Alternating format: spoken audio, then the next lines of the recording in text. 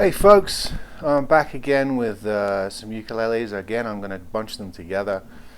Some of these are brands that we've seen, just different models. Hope this is interesting. The first one I think is particularly interesting. Look at this. This is often referred to as a round ukulele or a camping ukulele, camp ukulele. I've even seen them referred to as army ukuleles, and I've seen pictures of round ukuleles used by soldiers in I think the First or the Second World War. So these are kind of historic shapes. They've been around for some time. This is by Enya. This is the X1, and it is a soprano uke, although it feels almost like a concert because of this pure circle that we've got here. So it has more width than a normal soprano. So it feels, at least at this end, like a concert, and at the neck end like a soprano. These are nice, all mahogany. They're made by Enya. Enya makes really nice ukes. There's the open gear tuners on those with the brown buttons. Star inlays, which is common to Enya's ukuleles. Enya puts nice packages together. You get a really nice padded bag, one of the nicest padded bags I've seen for entry-level ukes. And then they also send one of these guys, a pouch with just about every ukulele accessory that you could possibly want, and some that you'll never use. Do you use uke capos for soprano uke? Really? You can't play up here? I don't know. I never used one. But interesting design with the bridge all the way at the end there, and then you've got all this soundboard material. The only downside to these is that they send them with what seem to be D'Addario clear strings on them, where I prefer Aquila. I think I'm going to change these to Aquila. I think it'll give it more tone, more sound. They're a bit quiet. They sound sweet, but they're a bit quiet.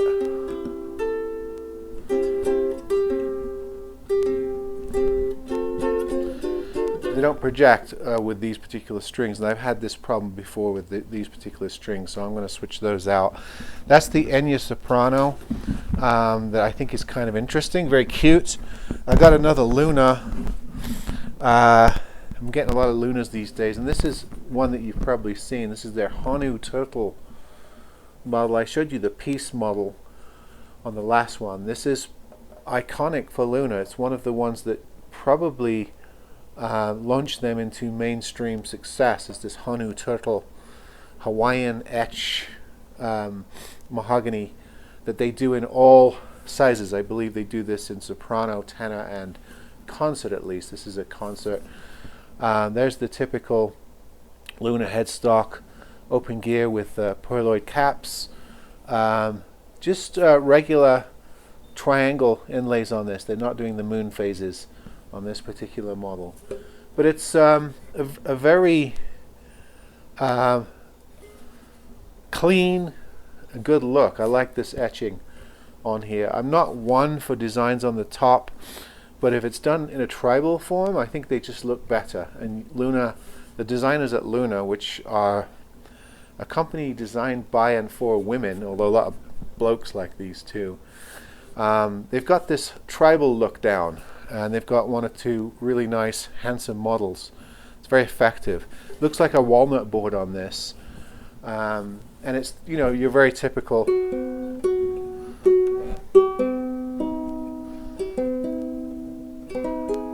Turn them before you make the video. I can see the comments already. Your very typical sort of all mahogany sound. Nice, you know, a little bit of punch. Nice even sound, not too warm. With the hardwood. So these are a nice bone nut and saddle, black-faced headstock, really pretty sapelli, I think it is, mahogany on these. So there's a concert Luna Honu model. Lastly, I picked up a diamond head baritone, very similar to the K-Mize I showed you, a little bigger than the other model. And you know, the funny thing about these baritones,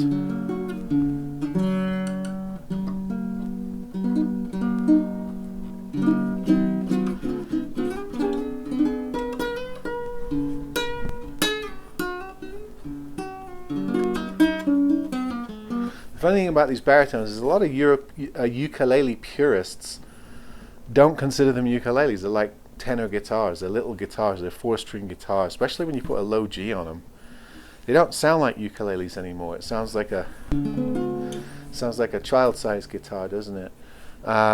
So sometimes these are sort of looked down upon, if you like, but they're still a viable member of the ukulele family. This is a diamond head, and they make usually fairly cheap instruments. This one is a competent baritone, all mahogany. This is the theme of today. These are just the ukes I'm able to get in at the moment. Some of my normal supply chains have been disrupted, so I'm only able to use certain ones. So I'm gravitating towards these sort of all mahogany ukuleles at the moment. Some of the exotic stuff is not easy to get. Do a search on Amazon for koa or zebra wood or spalted ash ukulele, and you won't find hardly anything. It seems that like toilet roll, ukuleles and guitars are slightly short of supply. Don't want to compare them to toilet roll, but it seems that some of the distribution chains have been disrupted during this period, and that only certain brands are sort of filtering through with any regularity. This was set up with a low G. I'm going to leave it. Again, rosewood board, mother of something inlays, all mahogany, sort of a pearloid rosette, if you can see that. No binding. Very plain, clean design, nothing fancy. Very sort of, these have a rustic appeal, don't they? The all mahogany models with no binding have that sort of rugged, rustic appeal, which people like. Some people like simplicity. So there's 3 ukuleles. These come with the flimsiest of cases. It's like I don't know. It's like a half-rotten pepper skin that you throw in your recycling bin. It's that bad. But anyway, it came with the uke, so I will pass it on with the uke. But there's 3 ukuleles from Enya, Luna, and Diamond Head. See you next time.